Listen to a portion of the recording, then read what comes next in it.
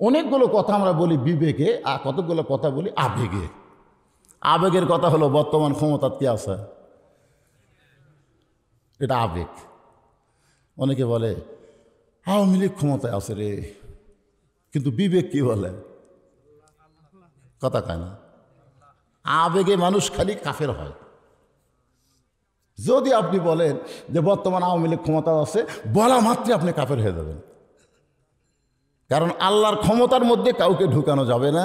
ওহু আলা কুল্লি শাইইন কদির, প্রত্যেকটা বিষয়ের উপরে একমাত্র ক্ষমতাকার, একমাত্র ক্ষমতাকার। আবেগে আমরা বলি, আবেগে। হুজুর যত ওয়াজ করেন হুজুর, হবি না, কি হবি না? এত আন্দোলন, এত কিছু করার পর তো কিছুই হলো না হুজুর। আরে পাগলা, 3 তালার উপরে উঠে 1.5 লাখ টাকার খাট, 12,000 টাকার কম্বল, 9টার সময় ওড়ে তামানে দিয়ে বলতেছে আমার বাড়ি আমার ঘর আমার নামাইকে। 2 কান্দে 2 ফেরেস্তা বলতেছে আল্লাহ ই যে কথা কয়ে কম্বলের মধ্যে ঢুকলো, তাহলে এক নামানোর কেউ নাই। ফেরেস্তারা রাগ করছে, আল্লাহ কয়ে ধৈর্য ধর। রাত 3টার সময় একটা ভূমিকম্প দিছে, ধরে কোন কি কম্প, তাহলে বিল্ডিং একটা লয়ে উঠছে। ওই এত জোরে নামছে যে কম্বলের মধ্যে লঙ্গি খুলে আছে, ওটাও পর্যন্ত পরার টাইম পায়নি। ফেরেস্তা বললো আল্লাহ নামাইলা নামাইলা, তাই বলে ন্যাংটা করে নামালা। আল্লাহ বলতেছে জনগণ যদি নামাবার না পারে, আমার নামান এরকম ন্যাংটা করেই হবে। জোরে কোন কথা ঠিক। আবেগে কোনো কথা বলা যাবে না ভাইজান, কথা বলতে হবে বিবেকে। জোরে কোন কি? আপনার কাছে সবচাইতে বড় আদালত, তার নাম কি?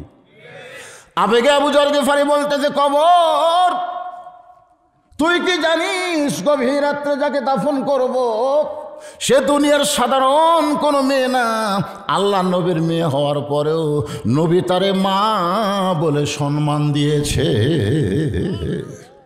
ফাতেমাকে আল্লাহ নবী মায়ের মতন সম্মান করছে, কিন্তু ফাতেমাকে নবীর মা না মেয়ে? জোরে কোন। ফাতেমা যেই মাত্র ঘরে আসে সঙ্গে সঙ্গে নবী দাঁড়ায়, বসে থাকা নবী দাঁড়িয়ে যায়। ফাতেমা ঘরে আসলে নবী জিজ্ঞাসা করে মা আপনি কষ্ট করে আমার কাছে কেন আইছেন? আমারে ডাকলেই তো আমি আপনার কাছে যাইতাম। নবী বলে মা কষ্ট করে আমার কাছে কেন আইছেন? আমারে ডাকলেই তো আমি যাইতাম। তো মা আয়েশা 6 লক্ষ হাদিসের হাফেজা ব্যাধি হয়ে গেছে। ব্যাধি হয়ে বলতেছি ইয়া রাসূলুল্লাহ, এটা একটা কথা হলো, মেয়ে ঘরের মধ্যে আসলে বাপ কেন খাড়া হবে, আর বাবা মেয়েকে এমন কথা কেন বলবে? আল্লাহ রাসূল বলে আয়েশা দুনিয়ার সমস্ত মানুষ জানে ফাতেমা আমার মেয়ে, কিন্তু আমি নিজের চোখে দেখেছি ফাতেমা আমার মা। সুবহানাল্লাহ কন না কেন? আপনি বলেন তো শোনা কথা আর দেখা কথা দুইটাকে এক? মাইশা বললেন হুজুর কেমনে দেখলেন?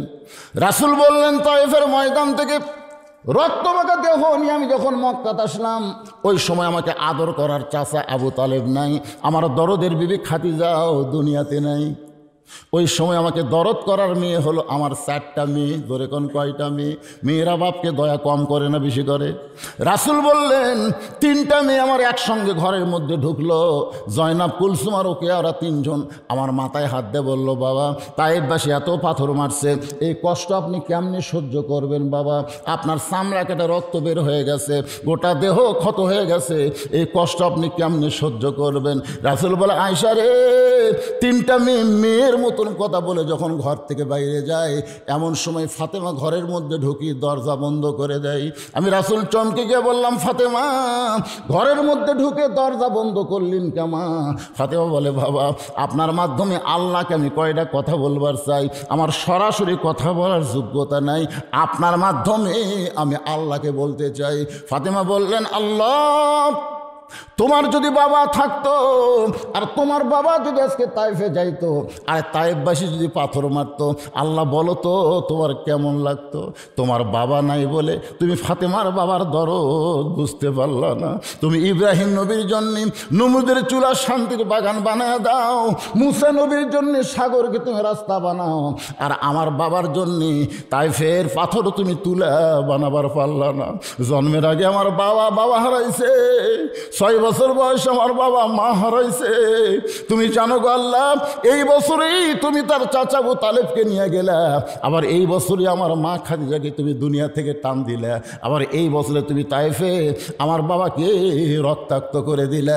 এই কথা বলে যখন ফাতেমা দরজা খুলে বার হয়ে যায়, রাসূল বলে আয়েশা রে, আমি মনে করেছি আমার ফাতেমা মনে হয় পাগলি হয়ে গেছে। আমি তাকায় দেখি উঠানে পানি গরম করতেছে আর জয়তুনের তেল গরম করতেছে। কিছুক্ষণ পরে এসে আবার যখন দরজা বন্ধ করে দেয়, আমি বললাম রাগ করে ফাতেমা তুই আবার কেন দরজা বন্ধ করলি? ফাতেমা বলে বাবা, সন্তান যখন বড় হবে ওই সন্তানকে গোসল করাইতে গেলে দরজা খুলে গোসল করানো যাবে না। রাসূল বলে আয়েশা রে, আমার মাথা ফাতেমার উরাতের উপরে আমার গোটা দেহের কাপড় খুলে ওই নরম কাপড় গরম পাপড়ের মধ্যে পানির মধ্যে চুবড়াইয়া চুবড়াইয়া আমার গোটা দেহ পরিষ্কার করে ওই নরম হাত দিয়া যখন আমার ক্ষতস্থানে জয়তুনের তেল লাগায় দেয়, আমি নবী কখন যেন ফাতেমার উরাতকে বালিশ বানায় ঘুমিয়ে গেছি। ওই ঘুমের ঘুরে আমি স্বপ্নে দেখতে পাই আমার শেওরের পাশে আমি না মা আমার দাঁড়িয়ে কাঁদতেছে। আমি স্বপ্নকে বাস্তব মনে করে মা বলে আমিনার হাত ধরলাম, কিন্তু ওই সময় ফাতেমা আমার কপালে চুমা খায়, ফাতেমার চোখের পানি আমার চোখের মধ্যে ঢুকে আমার ঘুমটা ভাঙে যায়। আমি বললাম ফাতেমা তুই এত কান্দিস কেন মা? ফাতেমা বলে বাবা আপনি মা বলে আমার হাতটা চাইবা ধরছেন, এই যে দেখেন এখন পর্যন্ত আপনি হাতটা চাইবাই ধরে আছেন। রাসূল বলে আল্লাহে ওই আল্লাহর শপথ করে বলতেছি, মা বলে যদি তোর হাত চাইবা ধরি তাহলে তুই আমার মেয়ে না। আজকে দেখলাম তোর ভিতরে আমার মা আমি না। আবু যর গেফারি বলে কবর তোর মধ্যে এমন একজন মাকে রাখা হবে যার 2টা সন্তান জান্নাতের যুবকদের সর্দার হবে। রে কবর কোনোদিন বেয়াদবি করবি না, খবরদার কখনো বেয়াদবি করতে পারবি না। এই বলে কোদাল মারতে মারতে কবর খননের শেষের দিকে আবু যর গেফারি বলে কবর রে তুই কি জানিস আজকে তোর মধ্যে এমন একজন বিবিকে রাখা হবে যার স্বামী হলো আসাদুল্লাহিল গালিব, যার স্বামী হলো আনা মাদিনাতুল ইলমি ওয়া আলী ও বাবুহা। সে আলীর বিবিকে কবরের মধ্যে রাখা হবে, খবরদার কবর বেয়াদবি করবি না। এই বলে আবার যখন কোদাল মারতে চায় এমন সময় কে যেন গায়েব থেকে ডাক দেয়, বলে আবু যর এই কবরকে সাবধান করিস না, বরং যারা কবরের মধ্যে আসবে তাদেরকে সাবধান করো। এইটা কিন্তু মা ফাতেমার জন্য বলা হয় নাই, এটা বলা হয়েছে আমাদের সকলের জন্য। ধরে কোন কথা ঠিক কিনা? আবু যর কবরকে সাবধান করিস না, বরং যারা কবরের মধ্যে আসবে তাদেরকে সাবধান করো। এই কবর কার মা কার মেয়ে কার বিবি এইটা কবর দেখবে না। আমল যদি ভালো হয় কবর জান্নাতের ঘর হয়ে যাবে, আর আমল যদি খারাপ হয় কবর জাহান্নামের গর্ত হয়ে যাবে। এই শব্দ শোনার পরে আবু যর গিফারি 2টা হাত থরথর করে কাঁপতেছে, আর কোদাল মারতে পারে নাই। গোরস্থান সাইরা জান্নাতুল বাকি সাইরা কোথায় যেন আবু যর গিফারি দৌড় মারছে, কোথায় যেন পালায় গেছে। নির্দিষ্ট সময়ে হযরত আলী ফাতেমার দেহ কারা নেওয়ার জন্য ঘরের মধ্যে ঢুকেছে, কারণ ফাতেমার গভীর রাত্রে দাফন করা লাগবে, তার কোনো জানাজা হবে না, তার লাশটা খাটনিতেও তোলা চলবে না। ঘরের মধ্যে ঢুকে দেখে ফাতেমা নিজে নিজেই গোসল করেছে। মেয়ে পুরুষ মারা গেলে গোসল করানোর দরকার আছে না নাই? কিন্তু ফাতেমা নিজে নিজে গোসল করেছে। ফাতেমা নিজে নিজে কাফনের কাপড় পরে শুধু 2টা হাত বের করে রাখছে আর মুখটা বের করে রেখে 2 পাশে 2টা সন্তানকে ঘুমায় দিছে। কারণ হাসান হোসেন যদি চেতন থাকে তাহলে মাকে দাফন করার ব্যাপারে ওর বাপকে অসুবিধা করতে পারে। এই জন্য ফাতেমা সতর্ক হইয়া 2টা সন্তানকে ঘুমায় দিছে। হযরত আলী 2 সন্তানের মাঝখান থেকে ফাতেমারে কান্দে করে নিয়ে ওই জান্নাতুল বাকির কাছে গিয়ে বলতেছে, আবু যর কবর যদি খোঁড়া হয়ে যায় কবর ছেড়ে চলে যায়, কিন্তু আমার আল্লাহ তাআলা আবু যর গিফারিকে আগেই কবর থেকে সরায় নিছে। হযরত আলী নিজেই ফাতেমাকে দাফন করার পরে আল্লাহর কাছে বলতেছে, মাবুদ গো দুনিয়াতে গরিব ছিলাম বলে ফাতেমার মনের আশা আমি পুরা করতে পারি নাই, আজকে দাফন করার পরে তোমার কাছে কান্দি আমার ফাতেমাকে তুমি কবুল করে নাও। এ দোয়া শেষ করার পরে হযরত আলী তাকায় দেখে সামনে কয়েকটা পুরাতন কবর দেখা যায়। এইমাত্র ফাতেমাকে কবর দিয়েছে, সেই নতুন কবর আর নাই। কোথায় ফাতেমার কবর, কোথায় গেল ফাতেমার কবর? গোটা জান্নাতুল বাকি দৌড়ায়, গোটা জান্নাতুল বাকি দৌড়ায়। ফাতেমার কবর কোথায় রে, ফাতেমার কবর কোথায়? কে যেন ডাকতে বলে, আলী রে, ফাতেমা হলো পর্দানিশী। আমি আল্লাহ জোহরা ডিগ্রি দিয়া ফাতেমার কবরটাকে কিয়ামত পর্যন্ত পর্দা করে দিয়েছি। মায়েরা রে, পর্দার অন্তরালে যারা আছেন মা, যদি আপনারা জান্নাতে যাবার চান, আপনাদের জান্নাতি নারীদের নেত্রী হবে ফাতেমা। ওই ফাতেমার সিগনেচার ছাড়া কিন্তু জান্নাতে যাবার পারবেন না। তাহলে এখন ফাতেমার মতো নারীদের পর্দা করার দরকার আছে না নাই? ফজরের নামাজ পড়তে গেছে হযরত আলী, কোন নামাজ? আবু যরকে খুঁজতেছে, কে রে? ওকে আমি কবর খুঁড়তে দিয়ে বেটালাম, এই বেটা গেল কোথায়? না, হযরত আলীর সবচাইতে আপন বন্ধু কিন্তু আবু যর, একসাথে নামাজ পড়ে, সুবহানাল্লাহ ডাকেন। কিন্তু ফজরের সময় আবু যরকে পেলেন না। জোহরের সময় হযরত আলী গোটা মসজিদ খুঁজলেন, আবু যর নাই। আসরের সময় খোঁজেন নাই। সমস্ত সাহাবীরা আবু যরকে খুঁজে আর পায় না। কোথায় আবু যর? কয়েক বছর আবু যরকে আর মদিনায় পাওয়া যায় না। কয়েক বছর পর আবু যর গিফারি পাগল হয়ে মদিনায় ঘুরতেছে। ছোট ছোট বাচ্চারা পাথর মারতেছে আর বলে, ওই যে পাগল যায়। আবু যর গিফারি গেলে হাসে আর কান্দে না, খালি হাসে, পাগলের মতন খিক করে হাসে। এমন সময় রাস্তা দিয়ে আলী যাওয়ার বলে, রে ছোট বাচ্চারা, পাগল মনে করে কারো পাথর মারতেছ? মদিনার বাচ্চারা বলে, আমরা তো ওনাকে চিনি না, আমরা তো ওনাকে চিনি না এই পাগলকে। হযরত আলী পাগলের কাছে আইসা দেখে পাগল আর কেউ না, পাগল হলো আবু যর। আবু যর, আমার ফাতেমার কবর খুঁড়তে গিয়ে কবর খনন করে কোথায় হারাইলি ভাই? এত বছর হলে তোরে খুঁজতেছি, তোরে আর মদিনায় দেখি না, তুই কোথায় ছিল আবু যর?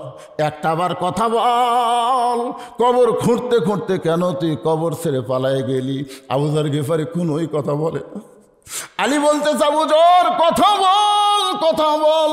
আবু যর গিফারি যখন কথাই বলে না, হযরত আলী আবু যর গিফারিকে বুকের মধ্যে একটা চাপা মারছে। চাপা মারার সঙ্গে সঙ্গে আবু যর গিফারির জবান দিয়ে বের হচ্ছে, কবর কবর কবর। তিনবার কবর কবর বলে মারিতে পড়ে যায়। হযরত আলী উরাতের ওপরে মাথা নিয়ে কপালে চুম্বন দিয়া দেখে আবু যর গিফারি আর দুনিয়াতে না। আলী কান্দে বলে, আবু যর, কবর খুঁড়তে গিয়ে তোর কি হলো ভাই? দুনিয়ার কোনো মানুষকে না বইলাম, কবর কবর কবর বলে তুই দুনিয়া থেকে বিদায় নিলি। আবু যর গিফারির এই অবস্থা দেখে আলী চিৎকার করে বললেন, দুনিয়াবাসীরে শোনো, ওই কবরে যখন আমাদের যাইতে হবে খালি হাতে যাইও না, কবরে যাওয়ার পাথেও জোগাড় করে তারপরে তোমরা কবরে রওনা দিও। আজকের এই মক্তবের উন্নয়ন গল্পে মাহফিলে ভাই আমি আরও 1 ঘন্টা ওয়াজ করবো, আমার ওয়াজের কোনো আপত্তি নাই। কিন্তু এই মুহূর্তে কবরে যাওয়ার পাথেও হিসাবে মক্তবের যে সাইজ দেখলাম ভাইজান, আজকে প্রাইমারি সরকার হাজার হাজার টাকা দিয়া, কোটি টাকা দিয়া প্রাইমারি সংস্কার করে। 1 তলা প্রাইমারি 2 তলা হয়, 2 তলা প্রাইমারি 3 তলা হয়। কিন্তু কোরআন যেখানে শিক্ষা দেওয়া হয় সেই মক্তবের কোনোই উন্নতি। আমি কয়েক বছর আগে আইছিলাম মোটর সাইকেল নিয়ে, তখন যা দেখছিলাম এখনও তাই। ভিতরে মনে হয় ব্যাগ লিয়া সব বসে আছে, ওই যে ব্যাগ, ব্যাগের টাকা দেওয়া মক্তবের কি হবি রে? এখানে এমন আল্লাহর বান্দা আছে 500,000 টাকা দিবি, ব্যাগও দিবি না। কবরের কথা মনে করে, কবরের পাথেও চিন্তা করে। আল্লাহর কোন পাগল আছেন যে 1,000 টাকা দেবেন? আল্লাহ আপনার বাপ মার কবরকে জান্নাত বানাই দেবে। আপনিও কবরের পাথেও জোগাড় হলো, দুনিয়া থেকে জান্নাতের ব্যাংকে অ্যাকাউন্ট খোলা হলো আল্লাহ রাস্তায় দান করা। আজকেই মক্তব বড় অসহায় ভাইজান। তাই সবাইকে বলবো, ব্যাগের মধ্যে 10, 20, 50 টাকা দিবেনি। আমি টেজের উপর আপনাদের কাছে চাই শরীফ 100টা কোরআন শরীফ আমি মক্তবের জন্য চাই। একটা কোরআন মাত্র 500 টাকা দাম। আপনি 500 টাকা দিবেন, একটা কোরআন শরীফ দান করার সওয়াব আল্লাহ আপনার আমল নামে দিবে। কোন আল্লাহর বান্দা কোরআনকে ভালোবেসে এই মক্তবে একটা কোরআন বাবদ 500 টাকা দেবেন? আমি দোয়া করে দেবো, বাপ মা যদি আজকে জীবিত থাকতো এই শীতের দিনে বাপরে একটা কম্বল কিনে দেওয়া লাগতো, বাপরে একটা চাদর কিনে দেওয়া লাগতো। আপনি সেই বাবা মাটির ঘরে কি অবস্থা আছে জানেন? জানেন আপনি? আপনার জন্য সয় সম্পত্তি সব রেখে যেইভাবে এতিম হয়ে কবরে গেছে। সন্তান এতিম হয় না, বাপ মরে গেলে চাচা থাকে, ফুবা থাকে, খালু থাকে, কিন্তু যিনি মারা যায় তিনি হয় এতিম। জোরে কোন কথা ঠিক কিনা? তার কেউ থাকে না। আজকে এমন কোন আল্লাহর ভাগ্যবান সন্তান, একজন বাবার ভাগ্যবান সন্তান এখানে আসেন আল্লাহর বান্দা 500 টাকা নিয়ে, বাকি না লগো নিয়ে আসেন বাবা, আপনার সাথে আরও উঠবে ইনশাল্লাহ। আপনি ওঠেন, আপনি যে প্রথম 500 টাকা দান করলেন, যত লোক দিবে সমস্ত লোকের সবের অংশ একটা আল্লাহ আপনাকে দিবে, কারণ আপনি প্রথম হাত তুলছেন। এতগুলো মানুষের মধ্যে 100টা লোক নাই, 500 টাকা দিবেন। কে দিল?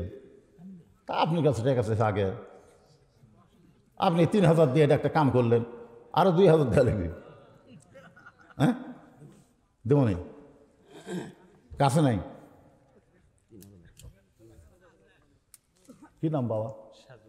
বাপ মারা গেছে। আরে বাপ মা দুইজনই দুনিয়া থেকে বিদায় নিয়েছে। বাপ মা রুহের মাগফিরাতে কোরআন শরীফ বাবদ সাজু 500 টাকা করছে দান। এখন যদি কেউ উঠে যায়, টাকা দেওয়ার ভয় করে যদি ওঠে, দেখবেন এক সপ্তাহের মধ্যে হুন্ডা অ্যাক্সিডেন্ট করবি, নয় প্যারালাইসিস হবে। হ্যাঁ কি মনে করছেন আপনি আল্লাহর সাথে গাদ্দারি করতেছেন? আপনি তো এতক্ষণ ওঠেন, এখন উঠবেন কেন? এই কয়টা ছেলে, তোমরা যদি চাও মাদ্রাসা ভেঙে দাও যাও, এরা হলো মাদ্রাসার সবচাইতে বড় শত্রু। টাকা চাইলে উঠবে কেন? উঠবে কেন? বসে থাকো।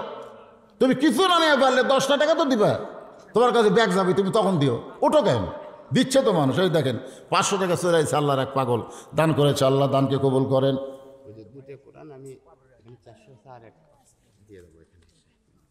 কোরআন শরীফ নেব না তো, টাকা নেব। 2টা কোরআনের টাকা নগদ 400 দিতে, বাকি 600 ইনশাল্লাহ। আপনার বাড়ি কোথায়? এখানেই বিহার থেকে এখানে কার বাড়ি যাচ্ছেন? মাশাআল্লাহ, এখানেই ভাড়া থাকে। দেখছেন কোরআনের মহব্বত খারে কয়। বাড়ি হলো বিহার। 2টা কোরআন শরীফ 1000 টাকা, নগদ 400 টাকা, নগদ 400, বাকি 600 টাকা দান করেছে। আল্লাহ তার বাপ মার কবরকে জান্নাতের টুকরা বানায় দেন। জোরে কোন আমিন। বাবা কান্দে, মা কান্দে, কবরে শুইয়া। 2টা দিলেন, বাপ মা জীবিত আছে। আল্লাহ বাপ মা দুইজনই কবরে গেছে, বাপ মার জন্য 2টা কোরআন শরীফ বাবতে 1000 টাকা করলো দান। বাবা কান্দে, মা কান্দে, কবরে শুইয়া। দেখলি না রে দরদের বেটা একবারও আসিয়া। আমার বাপ জানের দানকে কবুল করেন 1000, বাপ মার কবরকে জান্নাতে টুকরা বানায় দেন। জোরে কোন আমিন। কারণ আপনাকে এলাকার মধ্যে 500 টাকা কারো নাই, টাকা থাকা যারা কোরআন শরীফ দিচ্ছেন না, ডাক্তারও দেওয়া লাগবে রে, উষ্টা খায় পড়বেন। জানেন আপনি, ভালো মানুষ যাচ্ছে উষ্টা খায় পড়ে, হাঁটুত লাগিয়েছে ভাই, হাঁটু দেখা রক ছিনিছে, রক এখন ভালো করে ঢাকা পঙ্গু হাসপাতাল ছাড়া উপায় নেই। কি নাম বলছেন? রেজাউল করিম। আল্লাহ তোমার একজন বান্দা এই মক্তব মাদ্রাসায় কোরআন শরীফ বাবদ 500 টাকা দান করেছে। তার বাপ মার মধ্যে কেউ যদি কবরে যায়, এই দানে ওসিলায় তাদের কবরকে জান্নাতের টুকরা বানায় দেন। জোরে কোন আমিন। একটু জোরে বলে আল্লাহুম্মা আমিন। আচ্ছা, আপনার এই মাদ্রাসা কমিটি নাই? সেটা কমিটির লোকেরা আগে আসবে না। নিয়ম তো যখন আদায় শুরু হবে, মাদ্রাসার কমিটি যারা, তারা আগে আগে এসে দান করবে। সভাপতি 3000 টাকা দিয়েছে। ছোট ছোট বাচ্চাগুলো নিয়ে কমিটি করছে, যুবকের কেউ আগে আসে। ছোট ছোট বাচ্চাগুলো এরা দান করে শিখেনি, ছোট বাপের আন্ডার খায়, বাপের আন্ডারে খায়, এরকম কমিটি করছে। বাপেরা পাত্তা দেয়নি, যে যারা মক্তবকে দেখবার পারে না, পাত্তা দেয় না। ওই যে একটা গান আছে, যদি ফুলগুলো হয় অভিমানে ঝরে যায়, আমি মালা গেতে বলো কারে পরাবো, সে যে কেন এলো না, কিছু ভালো লাগে না, কবরে আসুক, কবরে আসুক তারে। এই বাপ মাও নাই, বাপে নাই, বেটাই করছে কমিটি, ওলা কামাই করে শিখিনি। এই দেখ ছোট মানুষ, তুই কমিটির মধ্যে নাকি রে? হ্যাঁ, দাদার জন্য দান করেছে, দাদা দাদির কথা মনে করে ছোট্ট মানুষ 100 টাকা দান করেছে। আল্লাহ তার দানকে কবুল করেন। এই ফাঁকে আর একজন 500 টাকা কোরআন শরীফ বাবদ দান করেছে। আল্লাহ তার দানকে কবুল করেন। আল্লাহুম্মা আমিন। এই পরবেশ সাহেব বললেন যে ছোটো ছোটো বাচ্চাদের নিয়ে কমিটি করছে। এই বাচ্চারা, তোর মোবাইল চালাতে কত টাকা ইন্টারনেট কিনে নষ্ট করো, আজকে দাও একটা কোরআন শরীফ দাও। আল্লাহ তোমার একজন বান্দা 2টা কোরআন শরীফ বাবদ 1000 টাকা দান করেছে। কে দান করলে 1000? নাম বলবে না? নাম বললে অসুবিধা নেই, বললে অসুবিধা নেই। কোন দুটাই জায়েজ, প্রকাশ্যে নেওয়াও জায়েজ। আল্লাহ রাসূল গোপনে দান করতে বলেছেন। কোনো সম্ভ্রান্ত ব্যক্তি যদি গরিব হয় তাকে যদি আপনি কিছু দান করেন তাহলে প্রচার করেন না, ডান হাত দিবেন, বাম হাত যেন না জানে। আর তাবুকের যুদ্ধে রাসূল প্রকাশ্যে চাইছেন কে কত দিবা দাও, উৎসাহ পাইতো। ভাই আবার 1000 টাকা দিচ্ছে, নাম বলেন, না বলুক, অসুবিধা নেই। মক্তবের কমিটি এবং ওনার আব্বাই জায়গা দান করছে। উনি মক্তবের কমিটি আর ওনার বাবাই জায়গা দান করছে, বাবা মারা গেছে। আরে এগুলোই তো জান্নাতি মানুষ। দেখেন তার জায়গার ওপর আজকে নবীর ঘর টুকটুক করে জ্বলতেছে, বাতি জ্বলতেছে, হয়তো হেজাক নাই, কি জিরো বাল্বের মতন টিপ টিপ করে জ্বলতেছে, জ্বলুক আলহামদুলিল্লাহ। ওনার বাবার জায়গার উপরে উনি আবার কোরআন শরীফ বাবদে 1000 টাকা দান করছে। দেখো বাবা, দেখো কয় টাকা আছে, 200 টাকা দান করছে। আল্লাহ ছোট্ট মানুষ, আল্লাহ দানকে কবুল করেন। আল্লাহ আর একজন কোরআন শরীফ বাবদ দাদা দাদির জন্যে, ছোট মানুষ রে, দাদা দাদির জন্য দোয়া চাইয়া কোরআন বাবদ 500 টাকা দান করেছে। আল্লাহ দাদা দাদির কবরকে জান্নাতের টুকরা বানায় দেন, জোরে কোন আল্লাহুম্মা আমিন। কে সেকেন্ডার 100 টাকা দান করছে, আল্লাহ দানকে কবুল করেন, আল্লাহুম্মা আমিন। কত আছে? আব্দুর রাজ্জাক 200 টাকা নগদে করছে দান, আল্লাহ আব্দুর রাজ্জাকের দানকে আল্লাহ আপনি কবুল করেন, আল্লাহুম্মা আমিন। আব্দুর রহিম 200 টাকা দান করছে, আল্লাহ আব্দুর রহিমের দানকে আল্লাহ আপনি কবুল করেন, আল্লাহুম্মা আমিন। ভাইজান এই ব্যাগ আলাদা কোথায় রে, এই ব্যাগ কোথায়? লাও ব্যাগলা দাঁড়াও, 10, 20, 50, 100 যে দাও সবাই দিবেন, আল্লাহ রাসূল দিবেন, দিবেন না আপনারা? যাই যা পারেন, যার সাধ্যে যা হয় আল্লাহ রাসূল দান করবেন ব্যাগের মধ্যে। বাবা কান্দে, মা কান্দে, কবরেতে শুয়া, দেখলি না রে দরদের বেটা একবারও আসিয়া। আমার মা বোনদের জন্য বসার ব্যবস্থা করছেন, ওখানে লোক আছে আদায় করার, লোক আছে। মায়েরা আল্লাহর রাস্তায় আপনারা দান করবেন, দোয়া করে দিব মা খাদিজার সঙ্গে যেন আল্লাহ আপনাকে জান্নাত দিয়ে দেয়। এরা আপনার কমিটি, যারা ব্যাগ ধরছে ওই এরাই কমিটি। মাদ্রাসা চলে কি দিয়ে ভাই? ও মুষ্টি আদায় করে। কি নাম? মুখলেসুর রহমান। আল্লাহ তোমার বান্দা 5000 টাকা করে বলেন মারহাবা, লিল্লাহু আকবার।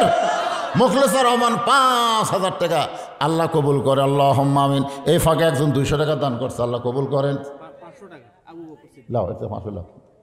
আবু বকর সিদ্দিক কোরআন শরীফ বাবদ 500 টাকা দান করছে, আল্লাহ আবু বকর সিদ্দিকের দানকে আল্লাহ কবুল করেন।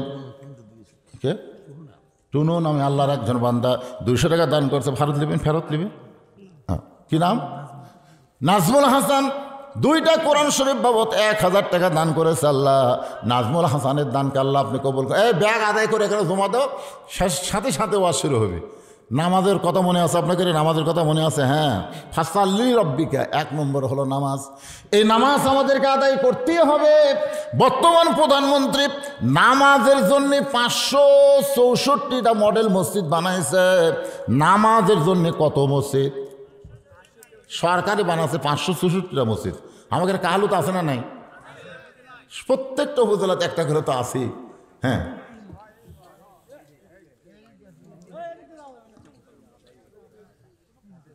ব্যাগ সব এই দিক দিয়ে নিয়ে আসো বাবা। আল্লাহ ছোট্ট একটা মানুষ, মাইকের সাউন্ড কম বেশি করো না, যা আছে সেটাই রাখবে। আল্লাহ 100 টাকা দান করছে, আল্লাহ দানকে কবুল করেন, আল্লাহুম্মা আমিন। একটু জিকির করেন লা ইলাহা, মাইকের সাউন্ড অনেক বেশি হয়ে গেল। লা ইলাহা ইল্লাল্লাহ, লা ইলাহা, লা ইলাহা ইল্লাল্লাহ, লা ইলাহা ইল্লাল্লাহ, লা ইলাহা ইল্লাল্লাহ, লা ইলাহা। এ ভাইজান যারা দাঁড়াইছেন সবাই বসেন, আর মাইকের সাউন্ড একটু কমে দাও, বেশি হয়ে গেছে, চঞ্চল করতেছে।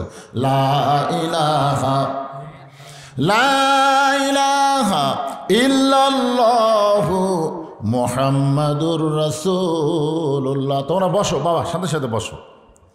ফাসাল্লি লিরাব্বিকা ওয়ানহার। এই মাসটা হলো রজব মাস। জোরে বলেন কি মাস? এই রজব মাসে আল্লাহ তার নবীকে আরশে নিয়ে গেছিলেন। আরশে নিয়ে যায় নবীকে 5 ওয়াক্ত নামাজ দিয়েছেন। জোরে কোন কয় ওয়াক্ত? না 50? হ্যাঁ 50। এই দেখেন 50, 5। কারণ কি? 50 ওয়াক্ত নামাজ 5 ওয়াক্ত হলো। বক্তা ওয়াজ করতে করতে বলে দিল, মুসা নবীর সঙ্গে দেখা হলো। মুসা নবী বলতেছে আপনার উম্মতেরা পারবে না। মুসা নবী বলতেছে আপনার উম্মতেরা পারবে না, আপনি নামাজ কমায় নিয়ে আসেন। নবী আল্লাহর কাছে গেল, আল্লাহ 5 ওয়াক্ত কমা দিল। মুসা বলতেছে আপনার উম্মতেরা পারবে না, নবী আবার গেলেন, আবার 5 ওয়াক্ত কমা দিল। এভাবে নবী 9 বার গেল। জোরে কোন কয়বার? খালি আর একবার গেলে কিরে 9 বার গেল, আর একটা বার গেলে তো আমাকে নামাজই থাকলো না। জোরে কোন কথা ঠিক না? আয় হায় রে, এ ওয়াজ বক্তা করে যখন বাড়িতে গেছে, শ্রোতারা রাস্তার মধ্যে যাচ্ছে আর গল্প করতেছে, যদি মুসা নবীর সঙ্গে দেখা না হতো তাহলে হামাকের অবস্থা কি হতো? এই যে 3 ওয়াক্ত খালি তাড়াতাড়ি হওয়াতে আমাকে বিরক্ত লাগে না? আসর মাগরিব এসে কি কথা কয় না, কাছাকাছি না? আসর শেষ হতি মাগরিব, মাগরিব শেষ না হতি এসা, কি এক বিরক্ত বারে। যদি 50 ওয়াক্ত হতো তাহলে 24 ঘন্টার মধ্যে 8 ঘন্টা পর পর, জোরগণ কয় ঘন্টা আলু লাগাবার পারতেন, আলু ধান লাগাবার পারতেন, কোনো কাম করা যেত, হাট বাজার। 8 ঘন্টা পর পরে 1 ওয়াক্ত করে নামাজ কি করবেন? দেখেন এখানে আল্লাহ তাআলা 50 ওয়াক্ত না দিয়ে 5 ওয়াক্ত দিল। এই 5 ওয়াক্তর মধ্যে আবার 2 ওয়াক্তর দিকে খেয়াল করছেন, এশা থেকে ফজর একটা লম্বা সময়, আবার ফজর থেকে জোহর একটা লম্বা সময়। ওমর ফারুক বলেন, ইয়া রাসূলুল্লাহ 3 ওয়াক্ত তাড়াতাড়ি আর এই 2 ওয়াক্ত লম্বা কেন? আল্লাহ রাসূল বললেন, ফজর থেকে জোহর লম্বা সময় দেওয়ার কারণ হলো মানুষ দুনিয়ার কাজকাম করবে, ব্যবসা বাণিজ্য করবে, চাকরি বাকরি করবে, খেতে খামারে এবং অফিস আদালতে এইগুলো কাজ করতে করতে দেহের যে ক্ষয় হবে, ক্ষয় বোঝেন না? ক্ষয় বোঝেন না? দেহের যে ক্ষয় হবে, এশা থেকে ফজর আল্লাহ লম্বা সময় দেওয়ার কারণ হলো ওই সময় তারা ঘুম পাড়বে, ওই ক্ষয়গুলো আল্লাহ তাআলা ঘুমের মধ্যে পূরণ করে দিবে। তাহলে দেখেন 50 ওয়াক্তর জায়গায় 5 ওয়াক্ত। এখন আমি 3টা কথা আপনাদেরকে বলবো, আপনি একটু চিন্তা করে দেখেন তো কথাটা কি মানা যায়। 1 নম্বর কথা হলো, আমাদের নবীকে আল্লাহ 50 ওয়াক্ত নামাজ দিল, নবী আমাদের কথা মনে ভুলে গেছে, মুসা নবী আমাদের কথা বলে দিছে। মানে আমরা যে 50 ওয়াক্ত পারবো না সেটা আমাদের নবী কি ভুলে গেছে, মানে মনে নেই, আমাদের কথা নবীর মনে নেই। এই 50 ওয়াক্ত নিয়ে আসতেছে, মুসা নবী মনে করে দিল আপনার উম্মতেরা পারবে না। এখন বলেন তো আমাকে বেশি দয়া কে করে, আমাদের নবী না মুসা নবী? কথা কয় না। আচ্ছা নামাজকে আগে ফাঁসে না বোরাকত আগে ছুটছে? আগে বোরাকের পিঠে না চললে তো আর আল্লাহর কাছে যাওয়ার পর নেই। ওই বোরাকের পিঠেও তো নবী ছুটতেছে না। ফেরেশতা জিবরাইল বলে হুজুর ছড়েন, আল্লাহ রাসূল বলে আগে বোরাকের গতি কও। বলে বোরাকের পিঠে চড়বেন, বোরাক আপনাকে বারকুন বিজলি, আসমানে বিজলি চমকায়, এর চাইতেও বেশি গতিতে আল্লাহ তাআলা আপনাকে আরশে নিয়ে যাবে। সঙ্গে সঙ্গে নবী বোরাকের পিঠে হাত দিয়ে কান্না শুরু করলেন। ফেরেশতা জিবরাইল বলে, রাসূলুল্লাহ এত সুন্দর বোরাক যার পিঠে চড়ে আপনি আল্লাহর বাড়ি যাবেন, সেই বোরাকে আপনি কান্দেন কেন? রাসূল বলে, জিবরাইল আমার উম্মতের ব্যাপারে আমার পুলসেরাদের কথা মনে পড়ে যায়। আমার উম্মতেরা ওই বিজলি আকারে পুলসেরাত পাড়ি দেওয়ার জন্য এমন করে একটা বোরাক যদি আল্লাহ দেয়। জিবরাইল বলে, হুজুর এটা একটা কথা হলো, কোনো নবীর জন্য আল্লাহ যে বোরাক দেয় নাই, আর আপনার জন্য স্পেশালভাবে আল্লাহ বোরাক তৈরি করেছে, সেই বোরাক উম্মতের জন্য চাবেন। আমার মনে হয় এই চাওয়াটা আপনার বেশি হয়ে গেল, আপনার এই চাওয়া আল্লাহ কবুল করবে না। সঙ্গে সঙ্গে নবী বোরাকের কাছ থেকে 11 গজ দূরে, 11 গজ মানে কয় হাত? আল্লাহ পাক আমাকে দেখাছে ভাইজান, যেখানে বোরাক আইছিল ওই বোরাক যেখানে আল্লাহ পাঠাইছিল, বোরাকের পাশেই হলো দাহিয়াতুল কালবি, তার জামিলাক যে কবর দিছে ওই কবরের পাশেই বোরাক এসে খাড়া হয়ে আছে। সুবহানাল্লাহ। ওই জায়গাটা এখন আছে। 11 গজ দূরে নবী দাঁড়ায় বললেন, জিবরাইল তোমার আল্লাহকে বলো ঠেকা আমার না, ঠেকা হলো তোমার আল্লাহর। ঠেকা কার? আমি কোনোদিন আল্লাহর আরশে যাওয়ার চাইনি, আমি কোনোদিনও চাইনি। কারণ মুসা নবী একবার বলছিল রব্বি আরিনি, আল্লাহ বলেছে লান তারানি। মুসা নবী আল্লাহ দেখবার চাইছিল, আল্লাহ কয় সম্ভব না। সেই দিন থেকে আমার মনের মধ্যে আল্লাহ দেখার বাসনা থাকলেও আমি সাহস পাই না। জিবরাইল কয় হুজুর মুসা নবী আল্লাহ দেখবার চাইছিল আর স্বয়ং আল্লাহ আপনাকে দেখবার চায়। তফাৎ আছে না নাই? যেরকম তফাৎ আছে না নাই? মুসা নবী আল্লাহ দেখবার চাইছিল আর আল্লাহ আপনাকে দেখবার চায়। এখন বলেন মুসা নবীর চোখের পাওয়ার আর আল্লাহর চোখের পাওয়ার কি সমান? মুসা নবী দেখবার পায় না, এই জন্যই বলছিল দেখবার চাই, কিন্তু আল্লাহ কি নবী দেখবার পায় না? এ কথা কন না কেন? পায় কি পায় না? নবী যে মক্কাত আছে সেটা কি আল্লাহ দেখবার পায় না? তারপরে নবীকে আল্লাহর আরো সে নিয়ে যায়, আল্লাহ নবীর কি দেখবার চায়? নবীর উম্মত হিসাবে এই গুরুত্বপূর্ণ কথাটা আমাদের একটু জানার দরকার আছে না নাই? বাজান গো, আল্লাহ নবী বললেন, আল্লাহ আপনার সঙ্গে আমার মেরাজ হলো, আমার সাক্ষাৎ হলো, কিন্তু আমার উম্মতের মেরাজ হলো না, আমার উম্মতের মেরাজ হলো না। আল্লাহ বলে, নবী গো আপনি যে জায়গায় যান আপনি আপনার উম্মতকে ছাড়েন না। আপনি এমন নবী কেন হলেন? আচ্ছা আমার কাছে আপনি আসছেন, এটিও আপনার উম্মত। নবী বলেন, আল্লাহ আমি আমার জন্য কিছু চাই না, আমি চাই আমার উম্মতের জন্যে। আল্লাহ বলে, নবী গো আপনি দেখলেন আমাকে একবার, আপনার উম্মতেরা দৈনিক আমার সঙ্গে মেরাজ করবে 5 বার।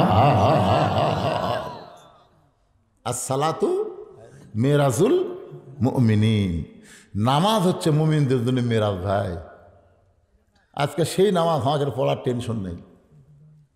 একটু মনোযোগ দিয়ে শুনতে হবে। 5 ওয়াক্ত নামাজই হলো আসল। সেই 5 ওয়াক্ত নামাজ আমাদের কাছে বিরক্তকর মনে হয়। জোহরের 4 রাকাত নামাজ কেমনে পাইলাম? আমাদের জাতির পিতা হযরত ইব্রাহিম নমরুদের চুলার মধ্যে যখন শান্তির বাগান পায়, নামে দেখে আগুন নাই, এসি। সুবহানাল্লাহ কোন? এসি বোঝেন? এসি ঠান্ডাও না গরমও না। এখানে আল্লাহ কি বলতেছেন? কুলনা ইয়া নারু কুনি বারদাও ওয়া সালামান আলা ইব্রাহিম, শান্তিদায়ক ঠান্ডা হয়ে যাও, বরফের মতন ঠান্ডা হয়েও না, শান্তিদায়ক ঠান্ডা হয়ে যাও। এখন আগুনের চুলা শান্তির বাগান পাইয়া আমাদের জাতির পিতা হযরত ইব্রাহিম খুশি হইয়া এক নিয়তে 4 রাকাত নামাজ পড়ে। ওই 4 রাকাত নামাজ আল্লাহর এতই ভালো লাগছে, আল্লাহ বলে, হাবিব গো আপনার উম্মতের জন্য ইব্রাহিম নবীর 4 রাকাত নামাজ জোহর হিসাবে দিয়ে দিলাম। আপনার উম্মতেরা জোহরের 4 রাকাত নামাজ যখন জামাতের সঙ্গে আদায় করবে, ইব্রাহিম নবীর সমপরিমাণ সওয়াব আমি আল্লাহ দিয়া দিব। এখন বলেন তো, ফজর পড়লে আদম নবীর সমান সওয়াব আর জোহর পড়লে ইব্রাহিম নবীর সমান সওয়াব, তাহলে কারা কারা ফজর জোহর বাদ দেবেন? বাদ দেবেন? আল্লাহ তারা সাগরকে রাস্তা বানায় দিলেন মুসা নবীর জন্যে। জোরে কান, কোন নবীর জন্যে? জেরুজালেমে গেছিল হযরত ওমর তখন আসলো উটের নিচে রশি ধরে, আর গাধা আসলো উটের ওপর। তো জেরুজালেমের খ্রিস্টানরা মনে করে যে জেরুজালেম ফিলিস্তিন যুদ্ধ হচ্ছে, ওই জেরুজালেম ওমর ফারুক গেছে, খ্রিস্টানরা নিয়ে আসছে একেবারে চকি, উটের পিঠ থেকে চকির উপরে পা দেবেন, একজন হামাগুড়ি দিয়ে আমার উপর পা দেবেন, আমিরুল মুমিনিন আপনার উঠ থেকে নামতে যেন কষ্ট না হয়। রাখাল খালে কান্দে। জেরুজালেমের লোকেরা কয়, আমিরুল মুমিনিন আপনি কান্দেন কেন? রাখালকে কেড়ে পাগলা, কে আমির আর কে রাখাল তোরা জানিস? তখন উটের পিঠে যিনি তিনি তো আমির। কয় না, আমি হলাম রাখাল, আর রশি ধরে যিনি জমিনে দাঁড়ায় তিনি হলেন আমির। জেরুজালেমের খ্রিস্টানরা আশ্চর্য হয়ে বলে, এটা কেমনে হয়? বলে, আল্লাহর কোরআন যখন দুনিয়াতে চলবে, কোরআন মোতাবেক মানুষ যখন চলতে যাবে, তখন এমনই সম্ভব হয়ে যায়। আপনাদের মসজিদে কার আইন চলতেছে? কথা কন না, আপনাদের বড় মসজিদে কার আইন? আল্লাহর আইন। দেখবেন আওয়ামী লীগ, বিএনপি, জাতীয় পার্টি, জামাত, তাবলীগ, পীর মুরিদি সব এক কথা। আমি একদিন নিজের এলাকার দেখছি, ভাই এটা তো কাহলেও আমার এলাকা, কিন্তু আমার 5 ফিট এলাকার দেখছি মসজিদের মধ্যে ঢুকা দেখি 3 মুসল্লি খালে বারবার ঘড়ি দেখতেছে, হুজুর নাই। এই জায়েদ খান যে শালা করে ডাক গেল, এই একটা ইমামও নেই। তখন ওরা 3 জন 3 দল করে, বুঝলেন? কিন্তু ঘড়ির দিকে তাকায়, নামাজের সময় হচ্ছে কিন্তু হুজুর নেই। তখন ওরাই 3 জন বলতেছে, আমাকে 3 জনের মধ্যে কে নামাজ পড়ার পারে? তখন একজন বলতেছে, ভাই তুই তো আওয়ামী লীগ করিস, তুই যা। তো কয়, ভাই রে মাঝে মধ্যে পড়ি, পড়াবার পারি না। তুই তো বিএমপি করিস, তাহলে তুই যা। আকামত দেই ভাই, কিন্তু সামনে যাই না। এখন আওয়ামী লীগ কয় তুই তো জামাত করিস রে, তাহলে তুই যা। দেখেন আওয়ামী লীগ বিএনপি জানে নামাজ পড়াবারও পারে, পড়বারও পারে, একটা দল, তার নাম হলো জামাত। জোরে খান, তার নাম কি? কথা কন না কেন ভাই রে, কথা কন না কেন? তখন বলতে তো ভাই রে আমি কিন্তু জামাত ইসলাম। এখন তোরা পিছনে জায়গায় কি বলবো, একতে দেয় তো বিহাজাল রাজাকার কবু। তখন আওয়ামী লীগ বলতে তো ফাজলাম করিস, আল্লাহর ঘরের মধ্যে কোনো দল চলবি কে রে? এটা কিন্তু আওয়ামী লীগে বলতেছে, আল্লাহর ঘরের মধ্যে কোনো দল চলবি না রে। এই ঘরের মধ্যে আওয়ামী লীগ বিএনপি রাজাকার সবাই এক ভাই এক জামাত। ধরে কেন সুবহানাল্লাহ। দেখেন আল্লাহর আইন চলার কারণে 14 দল 20 দল ভেঙে এক কাতার হয়। খালি মসজিদের আইন যদি বাংলাদেশে চালু হতো তাহলে বাংলাদেশে কোনো দলাদলি থাকতো না, সব মুসলমান এক দল হয়ে যেত। ধরে কোন কথা ঠিক কি না? জেরুজালেমের সমস্ত খ্রিস্টানরা বলতেছে ইসলাম যদি এত সুন্দর হয় তাহলে আমরা আর খ্রিস্টান ধর্মে নাই, আমাদের পড়ায় দেন লা ইলাহা ইল্লাল্লাহু মুহাম্মাদুর রাসূলুল্লাহ। সব খ্রিস্টান মুসলমান হয়ে গেছে, সুবহানাল্লাহ কোন। কিন্তু ওই মুসলমান যারা হচ্ছে খ্রিস্টান, এরই মধ্যে একজন আবার বেঁকা। এই বেঁকা ওই আর হয়নি, বেঁকা বোঝেন না? এ যখন আদায় শুরু করলাম যে কয়টা উঠে গেল এরা হলো বেঁকা। এরা কি কথা কয় না, বেঁকা, কুত্তের ন্যাস। এরা সহজে সোজা হবি না, টানা ধরলে সোজা, ছাড়া দিলি বেঁকা। একজন ছিল বেঁকা, ওই মারছে দৌড় পাদ্রির কাছে। খ্রিস্টানের পাদ্রি বলতেছে দরবারের মধ্যে জিকির মারতেছে, মদিনের থেকে ওমর এসে সব মুসলমান করছে। আপনার কিন্তু জাকিরের আর কেউ থাকলো না, বসে বসে খাবেন সে বুদ্ধিমান নাই। পাদ্রি দৌড় মারছে, ওমরের কাছে গিয়ে বলতেছে ভাই আমিও মুসলমান হওয়ার চাই। ওমর ফারুক বলেন তাহলে কলমা পড়েন। বলে না, কলমা পড়ার আগে 4টা প্রশ্নের উত্তর দিলে মুসলমান হব। 1 নম্বর প্রশ্ন হলো পৃথিবীর এমন কোন জায়গা যে জায়গায় সূর্যের আলো একবার পড়েছে কিয়ামত পর্যন্ত পড়বে না, ওই জায়গাটার নাম বলা লাগবে। 2 নম্বর প্রশ্ন হলো পৃথিবীর এমন কোন কবর, কবরটাও জীবিত লাশটাও জীবিত, ওই কবর এবং লাশের নাম বলতে হবে।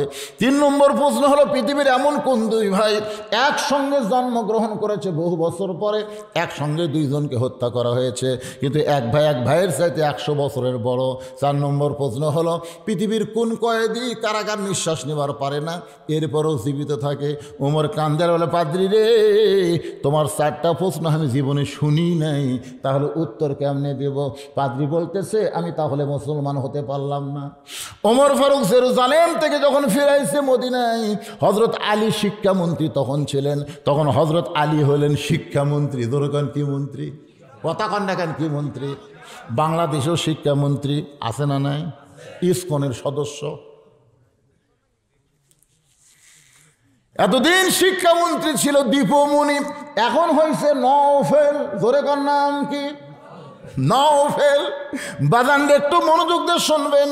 ওমর ফারুক বলতেছেন আলী রে সব খ্রিস্টান মুসলমান হয়েছে, আমার মন ভরে নাই, কিন্তু একটা পাদ্রী মুসলমান হবার চাই হলো না।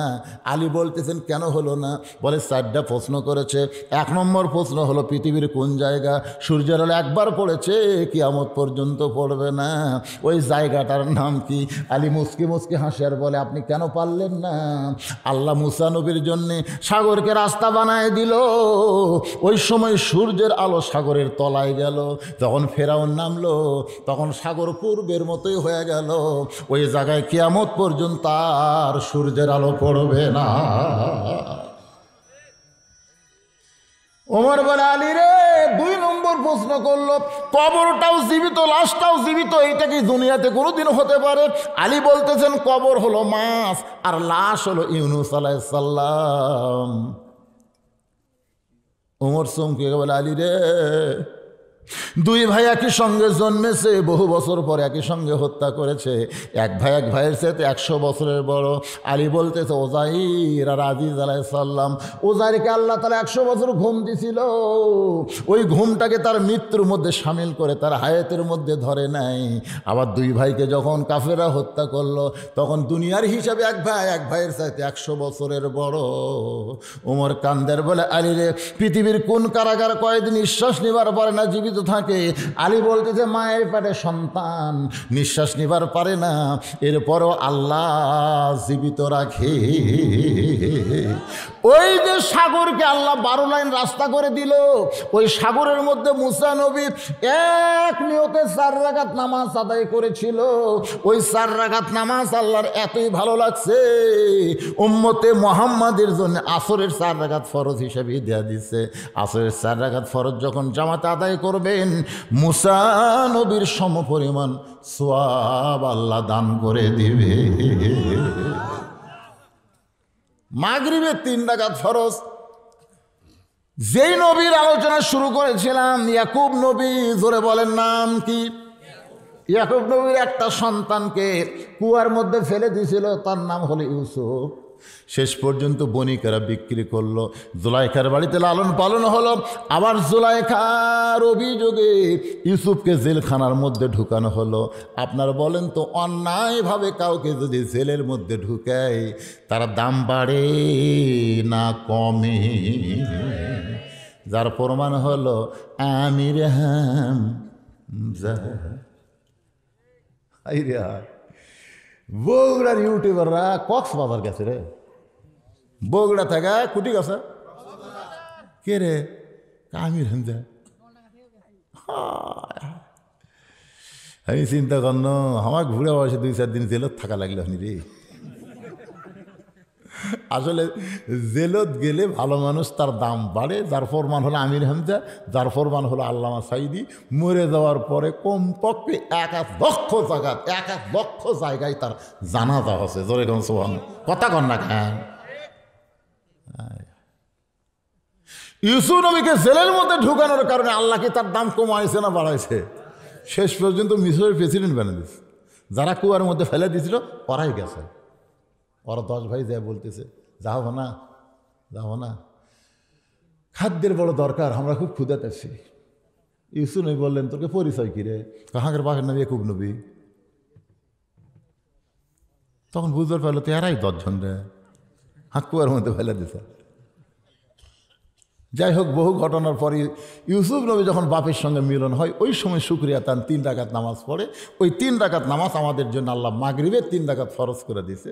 জামাতের সঙ্গে আদায় করলে ইয়াকুব ইউসুফ নবীর সম পরিমাণ সওয়াব আল্লাহ আমাদের দান করে দিবে।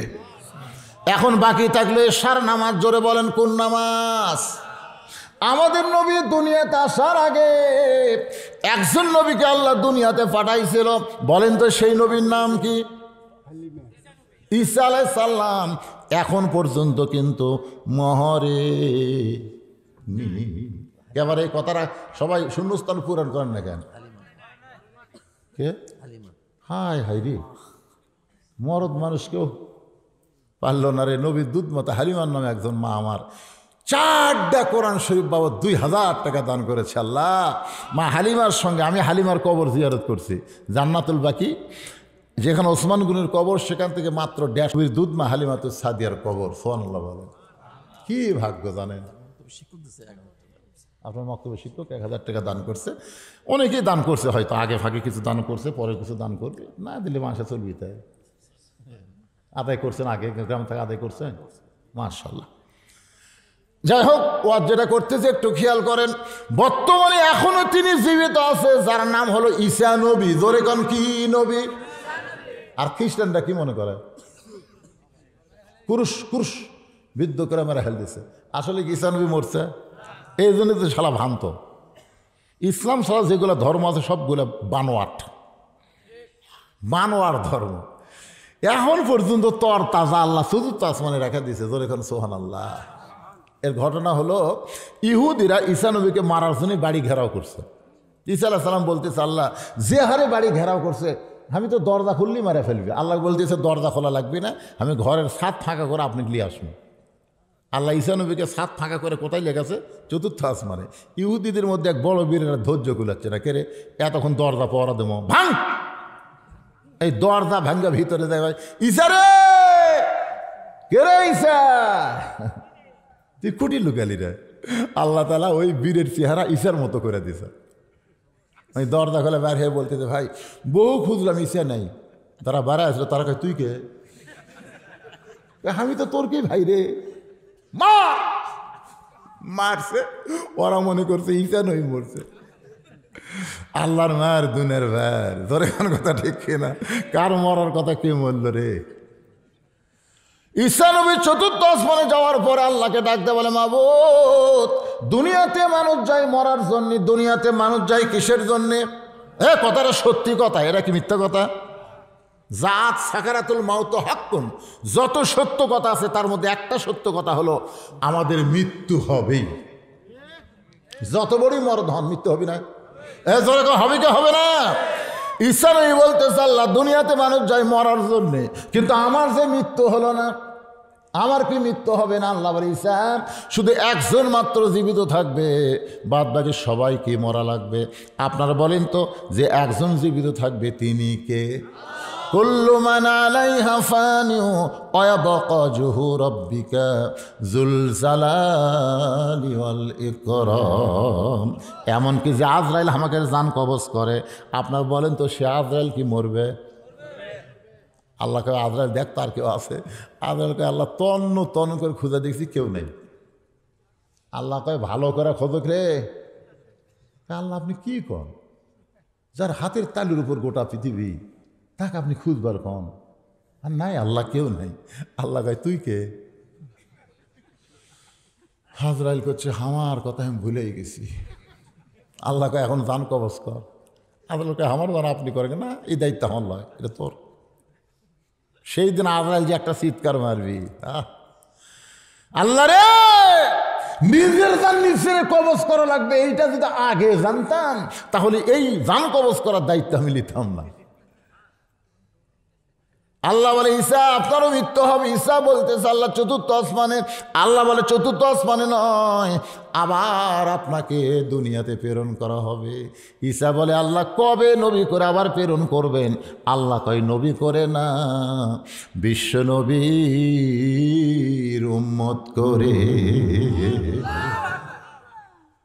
সঙ্গে সঙ্গে ঈসা নবী এক নিয়তে 4 রাকাত নামাজ আদায় করে। আল্লাহ বলে, ঈসা রে, বিশ্ব নবীর উম্মত হওয়ার কথা শুনে নামাজ পড়লাম। ঈসা বলতেছে, আল্লাহ শুকরিয়া আদায় করলাম। আল্লাহর সক্রিয় সবচাইতে বড় শুকরিয়া হলো আল্লাহকে সেজদা দেওয়া।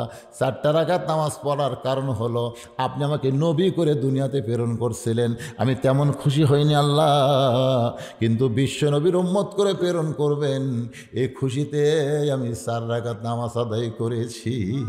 আমার সঙ্গে সকলে একটু বলবেন, নবী না হয়ে দুনিয়ার, না হয়ে ফেরেশতা আল্লাহর হয়েছি উম্মত আপনার, তার তরে শুকুর। কি করলেন? আপনারা বলেন তো, খুশি না বেজার? তো খুশি হলে হাজার কনকাবারে। বর্তমান জামানায় হাজারের খাওয়া আছে। যখন এই গান লেখছে, এই গজল লেখছে, তখন 1000 টাকার উপর টাকাই আসলো না। আজ থেকে 200 বছর আগে এই গজল করছে, তখন 1000 টাকা মানে কি? তখন 2 টাকা দিয়ে একটা গরু পাওয়া গেছে, সেই সময় 1000 টাকা করছে। তখনকার লোকেরা কোটির হিসাব জানে। আমার দাদি জীবনেও 100 টাকা কয়নি, জানেন? 1 কোটি, 1 কোটি। আমার কাছে 2 কোটি আছে ভাই, 2 কোটি। 2 কোটি, তার মোশান কি? 2 কোটি মানে 40। আমি যখন ছোট, খুব ছোট, আমি দেখছি একদিন গরু জব করে, সকালে জব করছে, এসা হয়ে যায়, বেচা হয় না। তো গরুওয়ালা বলতেছে, 7 হবে, 10 টাকা দিলিয়ে যাও। আমি 10 শেয়ার গোস্ত 10 টাকা। তখন গরুই আসলে 13-14 টাকা করে, জানেন? এক গরুর দাম 13-14 টাকা। আপনি সেই সময়ের হাজার, এখন হাজার কন, আপনাদের মাথা ঠিক আছে? কোটি কোটি বার তার তরে শুকুর, কোটি বার ইয়া নবী সালাম আলাইকা, ইয়া রাসূল সালাম আলাইকা, ইয়া হাবিব সালাম আলাইকা, সালাওয়াতুল্লাহ আলাইকা।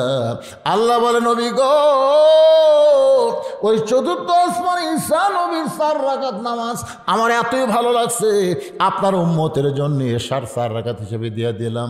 এশার 4 রাকাত নামাজ যখন জামাত আদায় করবে, ঈসা নবীর সমপরিমাণ সওয়াব আমি আল্লাহ দিয়া দিব। এখন আপনারা বলেন, এই নামাজের ওয়াজ শোনার পরে কোন নামাজ বাদ দিবেন? এই যুবকেরা কথা কও, কোনটা বাদ দিবে কও?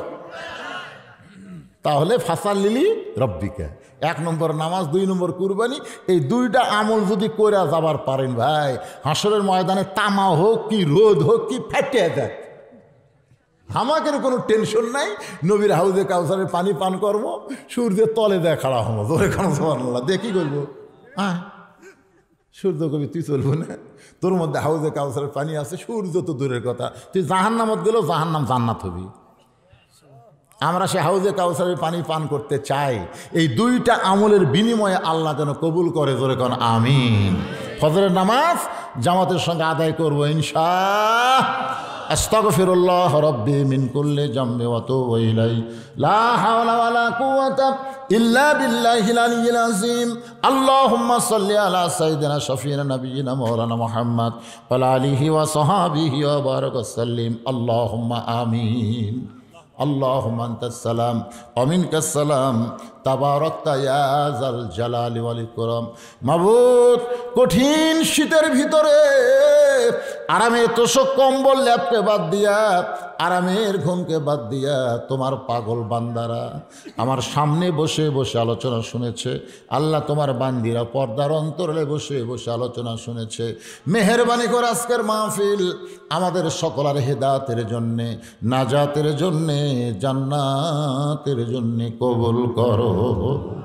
এই মাহফিলের শুরু থেকে শেষ পর্যন্ত যত আলোচনা হয়েছে আল্লাহ, এর মধ্যে যদি ত্রুটি হয়, ভুল হয়, মাফ করে দিও। এর জাহাদিয়া মঞ্জুর করো। সোনার মদিনায় নবী পাকের রওজা মোবারকে আল্লাহ কবুল করে নাও। তামাম আম্বিয়ায়ে কেরাম, আসহাবে কেরাম, তাবিনী কেরাম, তাবিনী কেরাম, তামাম পৃথিবীর মাটির নিচে যত মুমিন মুমিনা শুয়ে আছে আল্লাহ, সকলের ওয়াফরে হাদিয়া কবুল করো। আল্লাহ তাআলা, আমরা যারা হাত তুলেছি, আমাদের জনম দুঃখনী মা অন্ধকার কবরে চলে গেছে। আল্লাহ মেহেরবানি করে মায়ের কবর জান্নাতের টুকরা বানায় দাও। বাবার বাড়িঘর সবই আছে, আমরা যারা বাপ মা হারা হয়ে গেছি আল্লাহ মেহেরবানি করে রব্বির হামহুমা কামা রব্বায়ানি সগীরা, সবাই বলেন রব্বির হামহুমা কামা রব্বায়ানি সগীরা। বাপ মার কবরকে জান্নাতের টুকরা বানায় দাও। আমাদের দাদা দাদি, নানা নানি, শ্বশুর শাশুড়ি, আমাদের আপন জন যাদের কবরবাসী হয়েছে আল্লাহ, কবরবাসীদের মাফ করে দাও। আল্লাহ, এই মক্তবকে কিয়ামত পর্যন্ত কবুল করো। আল্লাহ, যারা নগদে বাকিতে দান করেছে আল্লাহ, সকলের দানগুলোকে জান্নাতের বিনিময় হিসেবে কবুল করে নাও। পর্দার অন্তরালের মা বোনদের আবেদা সালিয়া পদ্মাংশী কবুল করে মা ফাতেমার চরিত্র দান করে দাও। আমার মতো যারা অসুস্থ হাত তুলেছে আল্লাহ, সুস্থতার নিয়ামত দান করো। গোটা বাংলাদেশের উপরে রহমত বরকতের দরজা খুলে দাও। ও মাবুদ, আজকের মাহফিলের সম্মানিত সভাপতি, সহসভাপতি, সম্মানিত প্রধান অতিথি, প্রধান মেহমান সহ বিশেষ অতিথিদের আল্লাহ তুমি কবুল করো। ফিলিস্তিনের মুসলমান তুমি হেফাজত করো। পৃথিবীর মানচিত্র থেকে ইহুদিদেরকে আল্লাহ তুমি ধ্বংস করে দাও। আল্লাহ, তোমার কাবাঘর ধ্বংস করতে এসেছিল, তুমি আবাবিল পাখি দিয়ে আব্রাহা বাদশাকে ধ্বংস করেছ। তোমার বাইতুল মুকাদ্দাস যারা ধ্বংস করতে চায়, তোমার কুদরতি শক্তি দিয়ে তাদের তুমি ধ্বংস করে দাও। আয় আল্লাহ তাআলা, আমি গুনাহগার বলে দোয়া ফিরাই দিও না। এতগুলো মানুষের মধ্যে যার 2 হাত পছন্দ করো, সে 2 হাতের ওসিলায় গোটা মাহফিলকে আল্লাহ তুমি কবুল করে নাও। আল্লাহ, মিডিয়ার ভাইদের তুমি কবুল করে নাও। আল্লাহ, তোমার কোরআনের জন্য, ইসলামের জন্যে, আল্লাহ ইসলাম জাগরণের জন্যে, কোরআন বিজয়ের জন্যে এই মিডিয়াগুলোকে তুমি কবুল করে নাও। এদের কামাইয়ের মধ্যে তুমি বরকত দিয়া দাও আল্লাহ। আল্লাহ, এরা গান বাজনা করেন আল্লাহ। আল্লাহ তোমার কোরআনের ফাঁকিদের কোরআনের তাফসিরগুলো এরা মানুষের কাছে সরবরাহ করে, এটাই এদের হেদাতের একটা উসিলা হিসেবে কবুল করে নাও, এদের নাজাতের উসিলা হিসেবে কবুল করে নাও, এদের বরকতের জন্য রেজেকের ব্যবস্থা হিসেবে কবুল করে নাও আল্লাহ। যে মিডিয়াগুলো এখনো চালু হয়নি আল্লাহ, তুমি তোমার কুদরত দিয়ে সেগুলো চালু করে দাও আল্লাহ। সুবহান রাব্বিকা রাব্বিল ইজ্জাতি আম্মা ইয়াসিফুন ওয়া সালামুন আলাল মুরসালিন ওয়ালহামদুলিল্লাহি রাব্বিল আলামিন। ওয়াজাল আখিরাতি কালিমাতুন ইনদাল মাউতি লা ইলাহা ইল্লাল্লাহু মুহাম্মাদুর রাসূলুল্লাহ সাল্লাল্লাহু আলাইহি সাল্লাম। আসসালামু আলাইকুম ওয়া রাহমাতুল্লাহ।